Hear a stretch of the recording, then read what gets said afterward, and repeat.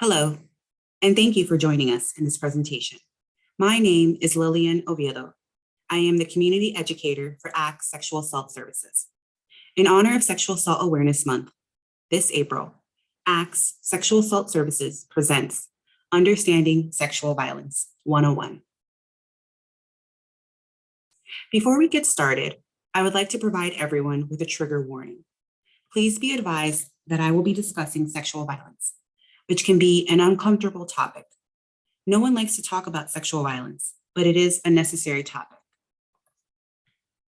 With that being said, why discuss sexual violence? Well, because everyone is affected by sexual violence, whether that's through primary victimization, meaning that this is something that has happened to you directly, or through secondary victimization, meaning that this is something that has happened to someone that you know and you have been impacted as a result. According to RAIN, which is the Rape, Abuse, Incest National Network, which is the largest anti-sexual assault nonprofit organization in the United States, every 68 seconds, someone in America is sexually assaulted. Now, RAIN primarily uses the figures from the National Crime Victimization Survey that defines sexual assault as contact sexual violence without penetration and non-contact sexual violence. This does not include rape, which for the National Crime Victimization Survey is a separate category. This 68-second figure alone is reason enough for why we should be discussing sexual violence. Now, what do I mean exactly when I say sexual violence? Well, according to the World Health Organization, or WHO, in its 2014 Global Status Report on sexual violence is defined as any sexual act or attempt to obtain a sexual act without that person's freely given consent. That is the unwanted sexual comments or advances or acts to traffic. That is human trafficking, and more specifically, human sex trafficking, since we are discussing sexual violence. And these advances are directed against a person's sexuality using coercion by anyone, regardless of the relationship to the victim, in any setting, including at home and or at work. Now, in conversations about sexual violence, there are three categories that are commonly distinguished. The first is sexual violence involving penetration, that is rape. The second would be contact sexual violence, that is the unwanted touching but excluding penetration. And some examples of this include groping or fondling or molestation. And the third category is non-contact sexual violence. That is, that could include the threat of sexual violence, like someone threatening to rape you, or verbal sexual harassment. Now, when discussing instances of sexual violence, it is also important to discuss the post-event impact on victims. It's not just the act itself, but also the short-term and long-term ramification of the event or events.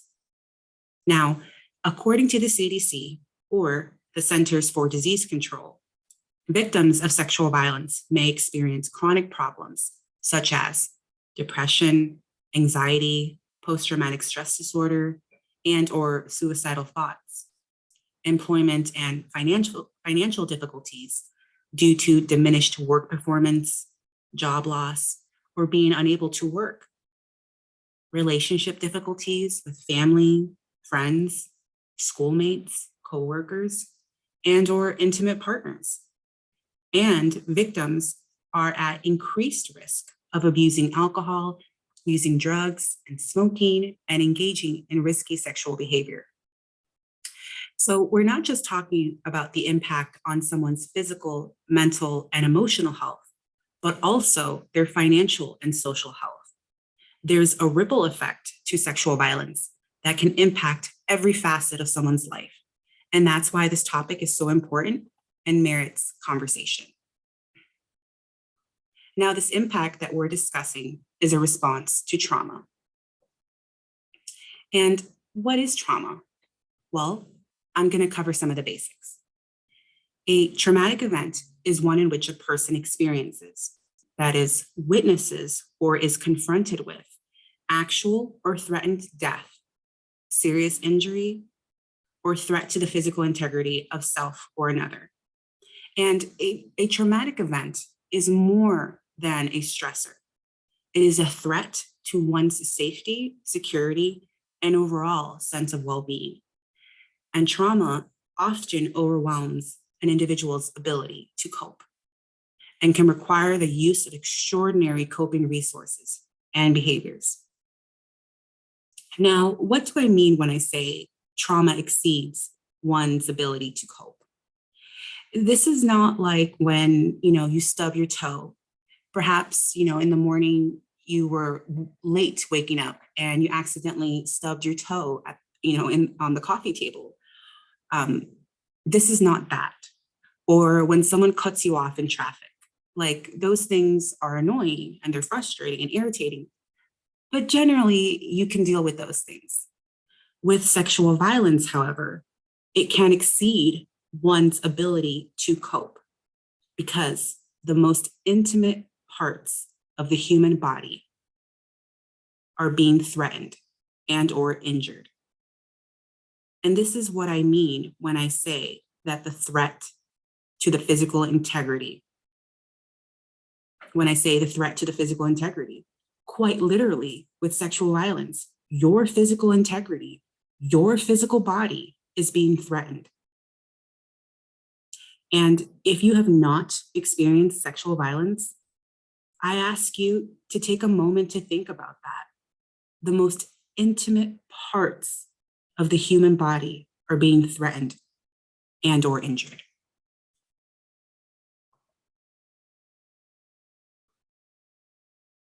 And how does trauma present itself? Well, some responses to a traumatic event can include sleep disturbances like restlessness or nightmares, concentration problems, memory issues, hypervigilance, eating issues, non-suicidal self-harm like cutting or burning oneself, panic attacks, and more.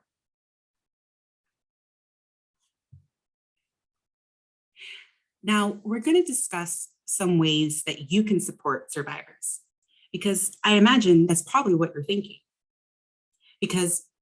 And you might be thinking to yourself, well, Lillian, I'm not a trauma expert, or, I'm not a therapist, I'm not a counselor, I'm not involved in the human services field. And I'm here to tell you that that's okay, because you do not have to be a trauma expert or a licensed therapist to support someone that has experienced sexual violence. You just need to have the heart, compassion, and some knowledge on the appropriate ways to approach someone that has been assaulted. But before we do that, we need to discuss something that's important. And that is victim blaming. There is a misconception in our society that a victim must have done something to contribute or cause their rape or sexual assault. This is victim blaming, and you've probably heard of it before. This is something that happens all the time. And with victim blaming, a lot of people don't know that they're doing it. Or they think that, if I make certain statements like, what were you wearing? Or what were you doing? Or what were you not doing? You should have done this. You should have done that. You shouldn't have done that. Some of those statements can come from a place of genuine concern, or it may be that you don't think that you're blaming them, or that you don't intend to blame them for the assault. That's real. You may not think that. However, that's how it can come across to a victim. It comes across to them as if you're questioning me on what I was doing and what I was wearing, or what I was not doing, or what I should have done, that I shouldn't have, accepted this ride from this person. And you're telling me all the things that I should have not done, but you're not putting the focus on the perpetrator. You're putting it all on me. But it's not my fault that I was assaulted. I didn't ask to be, because the reality is that it's never a victim's fault. It's never a victim's fault why they were assaulted. It's all about the perpetrator. And as a society, we need to do better about shifting that focus on what the perpetrator did, because it's not what the victim did or did not do. It is what the perpetrator did. That's what matters. And on this slide here, these are just some of those victim blaming statements that can be unintentional, but still harmful to a victim of sexual assault. So just take a moment and pause this video and look through some of these statements here. I'll give you a minute.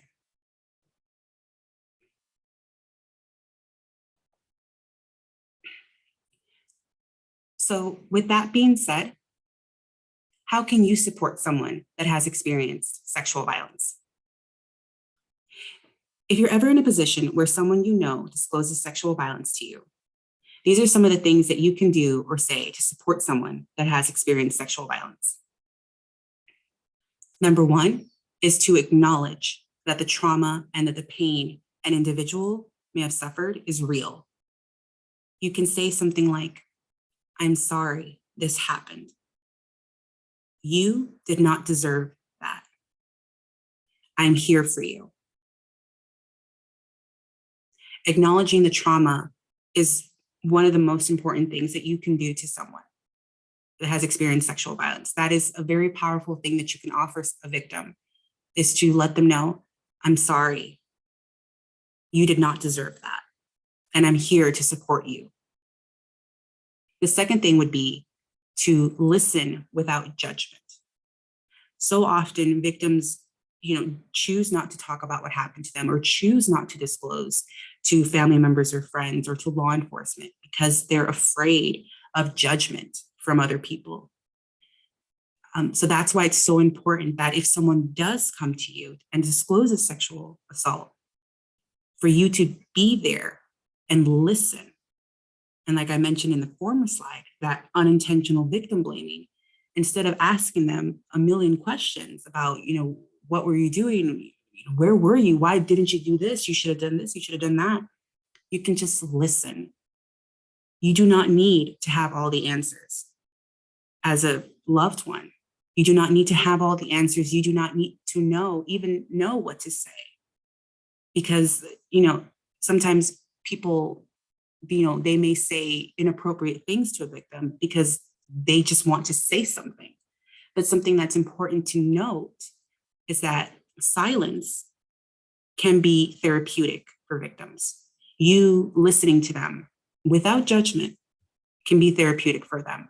And that's one of the most important things that you can do to support someone. The third thing would be to understand if information is forgotten. Because trauma, as I was talking about earlier, trauma affects memory. Victims experience memory and concentration issues. So, we ask that you be patient if information is forgotten. And with that being said, it's always important to provide a victim with information in writing that can serve as a reference to them. So if you want to provide them with information, it would be best to provide that information in writing. Another thing would be to use the language that the person uses. So if a victim calls himself a victim, you do not need to correct them and say, oh, you're not a victim, you're a survivor. Because oftentimes, as loved ones, there is a natural tendency to say, oh, no, you're not a victim, you're a survivor, you're a survivor. But something that is important to remember is that, in the aftermath of a sexual assault, control is a very big thing for a victim. And I'm using the term victim here just, for this presentation, but a victim, survivor, or anything else can be interchangeable. But like I was saying, something that is important to note is that in the aftermath, control is a very important thing. It's a very, very big thing for them.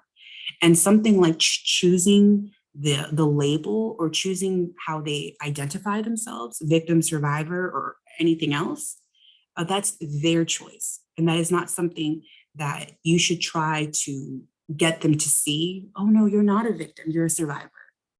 That is something that if and when they choose to believe that for themselves, they will do so.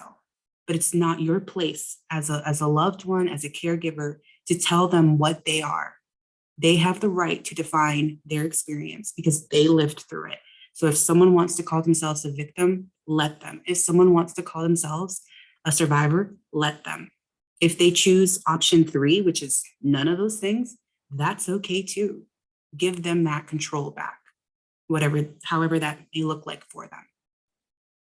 And on that note, speaking of control, it's always important in the aftermath of sexual assault to allow them to have control over other facets of someone's life. And it can be in simple ways, like asking them, do you want to watch movie A or do you want to watch movie B? Instead of, saying, this is what we're going to do. We're going to watch movie B. Give them the option, movie A or movie B. Do you want Taco Bell or Burger King? Instead of saying, this is what we're doing. We are going to Panera. Give them the option. Some of those small little things that, to you may seem small or even trivial, but to a victim that is experiencing issues with control, because remember, their control was taken away, giving them spaces where they can exercise their autonomy, their control is important. And it's going to be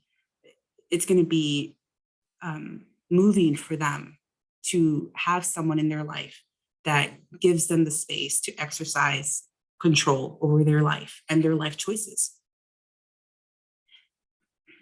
The next thing would be to ask what they need from you. You can ask them, what can I do for you? What can I do for you? What do you need? I'm here to listen. If that's what you want, I'm here to listen. I will be your ear. I will be your sounding board. If you want me to act, I will act with you. If you want me to take you to the hospital, if you want me to accompany you to the police station to make a report, if you want me to, call, resources around, I will do that. I will do that if you would like me to act. If you want me to provide you with information, I will do so. I will, contact the local sexual assault agency and try to find information for you. And then at that point, you can make the decision of what you want to do in terms of next steps. And it's very important to ask them what it is that you can do to support them. Ask them. Do not assume, do not assume or expect that they should go to the hospital or that they should go and make a report to law enforcement, because that is not your decision to make. That is their decision to make. And if and when they're ready, they will make that decision. So the best thing that you can do as a loved one, as a caregiver, is to ask them what it is that they need from you. And lastly, empathy. Because empathy really, really is a superpower. It's a skill. And for some people, empathy it's very natural for them. It's very organic for them. For others, empathy is something that has to be cultivated over time. And I'm pretty sure that most people know or they've heard of the concept of empathy, that is. But empathy essentially is when you try really, really hard to put yourself in the shoes of someone else and imagine what they must have felt like. Just imagine what they must have felt like, which is basically what I was asking you to do in an earlier slide when I was talking about, if you've never experienced sexual violence, just imagine, someone threatening your physical integrity and, threatening the most intimate parts of your body. How would you feel? How do you think you would feel? And what do you think that you would need? If you've never experienced sexual violence, this empathy is a very important It's a very important thing to offer. It really, really is an important thing to offer.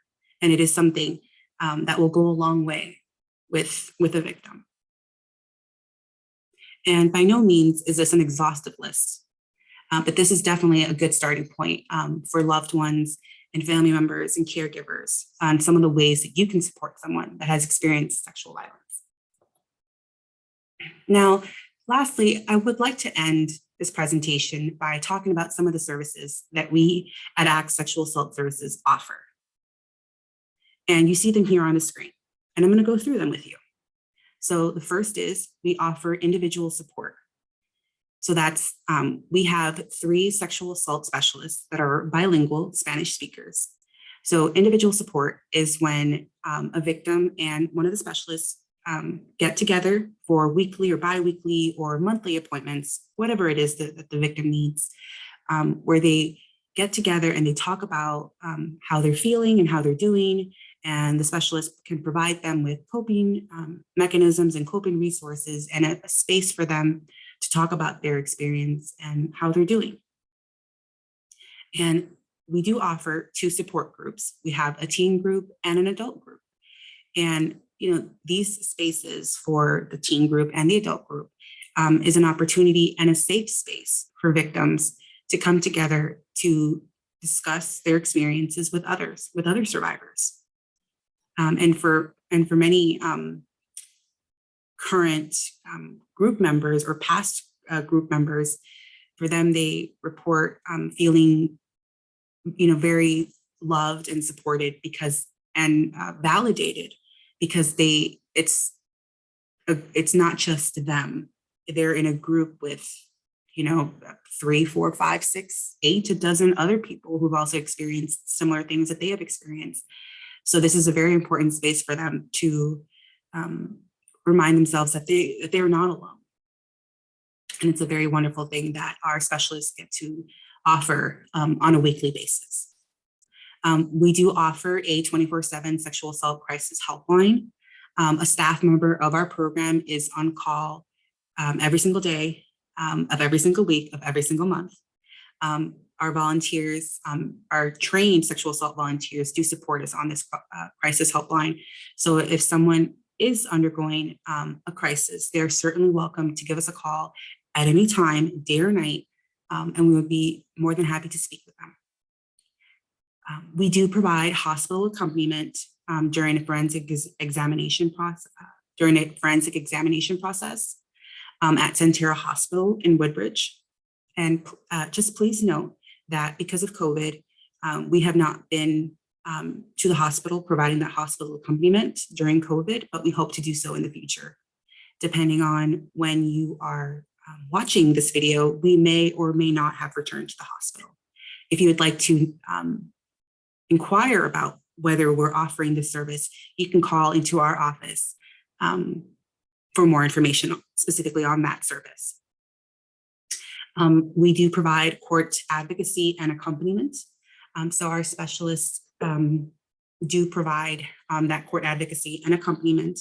So if a victim would like to report their sexual assault and go through the criminal justice process, the specialist can accompany the victim to court proceedings and provide that emotional support to them during that court process. We do have a jail program. One of our long-term volunteers provides a support group at the jail. Again, due to COVID, we have not been able to do that. However, we do hope to begin that in the near future. And again, depending on when you are hearing this video, we may or may not have returned to the jail to provide that support group. And along with that, ACT Sexual Assault Services is the number to the PREA line at the jail in Manassas, the Adult Detention Center, and the PREA line is the Prison Rape Elimination Act line. So we are the local agency that responds to those calls. And lastly, we do provide community education and outreach like this presentation that you are watching now. That's part of our community education efforts. And the picture that you see on the slide is of an outreach event that I was a part of last year at a health expo. So this is just part of our outreach efforts to inform the greater Prince William County of our services to the community. And lastly, the information that you see here on the screen is our contact information. So we do have a specific program number. The number to our office is available Monday through Friday from 9 to 5 p.m. And that number is 703-497-1192. And as I mentioned before, that 24/7 crisis helpline number is available. And that number is 703-368-4141. Our main offices are in Dumfries, but we do have an office as well in Manassas. And as I've mentioned before, our services are offered in English and Spanish. And that's all I have for you folks. Thank you for taking the time to watch this presentation. I hope you got some information out of this presentation. If you do have any questions or comments or concerns, or would like to learn more about our services, you are certainly welcome to give our office a call. Thank you for joining us.